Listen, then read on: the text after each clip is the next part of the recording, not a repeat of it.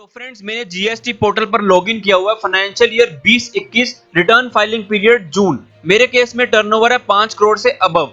GST year 1 की due date दिखा रहा है 11 जुलाई, 3B की 25 सितंबर 2020। तो मैं आपको बता दूं मेरी जीएसटी ईयर 1 की ड्यू डेट बिल्कुल सही आ रही है 11 जुलाई, but as per notification number आपको मैं दिखा देता हूं 53, मैं अपनी जीएसटी ईयर 1 को फाइल कर सकता हूं जून मंथ की 5 अगस्त तक। बट आपको मैं क्लियर कर दूं कि मेरी ड्यू डेट को एक्सटेंड नहीं किया है, मुझे सिर्फ कंडीशनल वेवर दिया है लेट फी के लिए जीएसटी ईयर 1 में कि 5 तक मैं फाइल कर सकता हूं विदाउट लेट फी। 5 के बाद मुझे लेट फी काउंट होगी ओरिजिनल ड्यू डेट से, मतलब 12 जुलाई से। और लेट फी में कोई वेवर नहीं है, मतलब लेट फी आपको लगेगी 50 पर डे अदर देन नील के केस में, और नील के केस में 20 per day.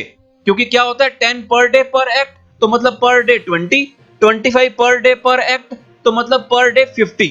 Because GST year 1 के लिए लेट फी के लिए कोई वेवर नहीं है। और अगर मैं 3B की बात करता हूं तो मेरे केस में जो 3B की डेट है वो है 20 जुलाई। मुझे 3B फाइल करनी है 20 जुलाई तक, बट यहां पर डेट मुझे दिखा रहा है 25 सितंबर 2020।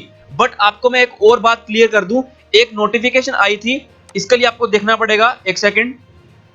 नोटिफिकेशन नंबर 57, इसके यहां पर पैराग्राफ में लिखा था, सेकंड पैराग्राफ में, कि जिसकी टर्नओवर 5 करोड़ से ज्यादा है तो वो अपने जून मंथ की 3B को फाइल कर सकता है, मतलब मई जून जुलाई की 30 सितंबर तक। तो अगर आपका कोई टैक्स पेबल नहीं बनता होगा तो उस केस में आपको लेट फी लगेगी 0, बट अगर आपका कोई टैक्स बनता होगा तो आपको मैक्सिमम लेट फी लगाई जाएगी 500, मतलब 250 पर एक्ट। तो मतलब मेरे लिए जो ड्यू डेट है वो 20 जुलाई ही है, बट मैं जुलाई की अगर बाद फाइल करूंगा 30 सितंबर तक तो मेरे को ये नोटिफिकेशन एप्लीकेबल हो जाएगी। बट पोर्टल पर जो डेट आ रही है वो बिल्कुल गलत है, बिकॉज ड्यू डेट को एक्सटेंड नहीं किया मेरे लिए। और एक बात आपको और बता दूं, यहां पर जो वर्डिंग लिखी है, यहां पर लिखा है कि आपको लेट फी नील लगेगी अगर आपका टैक्स पेबल नील है। वर्डिंग से आप बिल्कुल सही समझ रहे हो, बट एक्चुअल में ये बात नहीं है। पोर्टल क्या करता है, अगर आपका सपोज करो आईटीसी है 5 लाख, आउटपुट है आपका 2 लाख, तो आपको आइडली आपका टैक्स पेबल 0 बनता है, तो आपको लेट फी नहीं लगनी चाहिए। तो ऐसा नहीं है, पोर्टल फिर भी आपको लेट फी लगाता है। तो पोर्टल के अकॉर्डिंग क्या चल रहा है कि अगर वहां पे नील फिगर है, मतलब पोर्टल पे अगर कोई भी फिगर नहीं है तब आपको लेट फी लगेगी नील। अगर कोई भी फिगर वहां पर है, मतलब कोई आउटपुट की या इनपुट की, तो उस केस में आपको लेट फी मैक्सिमम 500 लगाई जाएगी। तो ये तो एक ग्लिच है, एज पर नोटिफिकेशन ये इंटेंशन नहीं है। तो इसके लिए आप ट्वीट करो जीएसटी टैग पर या सीबीआईसी पर, तो वहां पर आपको रिस्पॉन्स इसके रिगार्डिंग डेफिनेटली मिलेगा। And as far as interest is concerned, तो मेरे लिए इंटरेस्ट की कोई वेवर नहीं है, मतलब मेरे को 20 जुलाई तक फाइल करनी ही करनी है अगर मुझे अपना इंटरेस्ट बचाना है। मतलब मेरी लेट फीस तो कम हो जाएगी अगर मैं 30 सितंबर तक फाइल कर भी देता हूं, तो बट मेरा इंटरेस्ट नहीं बचेगा, तो मेरे लिए क्या फायदा, मैं तो 20 जुलाई को ही फाइल करूंगा, मुझे क्यों इंटरेस्ट देना है। तो मेक श्योर कि आपकी ड्यू डेट जो है वो 20 जुलाई ही है, 25 सितंबर नहीं है। या तो ये कह सकते हो कि जीएसटी पोर्टल ने सस्ते नशे किए हुए हैं। And third big update is related to कि अगर आपका जीएसटी नंबर कैंसिल हो गया था 12 जून से पहले, तो आपको इसे एक्टिवेट करने के लिए 30 दिन के अंदर अंदर एप्लीकेशन फाइल करनी थी। बट अब इन्होंने 30 दिन की डेट को एक्सटेंड कर दिया था। आपको उसके लिए ऑर्डर रेफर करना था नंबर 1 जो 25 जून का इशू हुआ था। इसने बोला था कि अगर आपका नंबर कैंसिल हो जाता है इन रीजन से, तो उस केस में आप अपने 30 दिन की जो डेट काउंट करोगे वो कहां से करोगे, यहां पर लिखा था सेकंड पॉइंट में, for the removal of difficulty it is here bye clarified that for the purpose of calculating the period of 30 days of filing application for revocation of cancellation of registration. तो आपको 30 दिन कहां से count करने होते हैं, वैसे 30 दिन from date of service of said cancellation order. But इन्होंने एक रिलीफ दिया है कि आप 30 दिन काउंट कर सकते हो इन दोनों डेट में से जो भी बाद में डेट होगी। मतलब 30 दिन कहां से काउंट करोगे, 30 days from later of the following date shall be considered.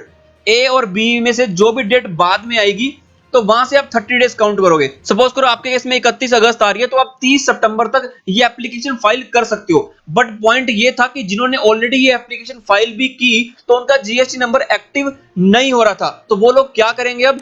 तो उसके लिए आपको अब क्या करना पड़ेगा, आपको अपनी एपीलेट अथॉरिटी के पास जाना है, हायर अथॉरिटी के पास जाना है और सिंपल ऑफलाइन ऑर्डर लेना है for restoration of the application. Based on such order जो आपकी जुडिक्शनल अथॉरिटी होगी वो आपके नंबर को एक्टिवेट करेगी, बट उसके लिए आपको क्या करना पड़ेगा, आपको लॉगिन करना है, click on registration, then restore registration, restore revocation, उसके बाद आपको ARN नंबर लिखना है उस ऑर्डर का जो आपको आपकी अपीलेट अथॉरिटी से मिलेगा। फिर उसके बाद आपको अपलोड करनी पड़ेगी scan copy after clicking appeal in favour, कि आपके फेवर में अपील आ चुकी है, आपने सारी रिटर्न फाइल की हुई थी और मेरे केस में नंबर एक्टिवेट नहीं हो रहा था, बट मेरे को अपीलेट अथॉरिटी ने इस नंबर को एक्टिवेट करने के लिए अलाउ कर दिया।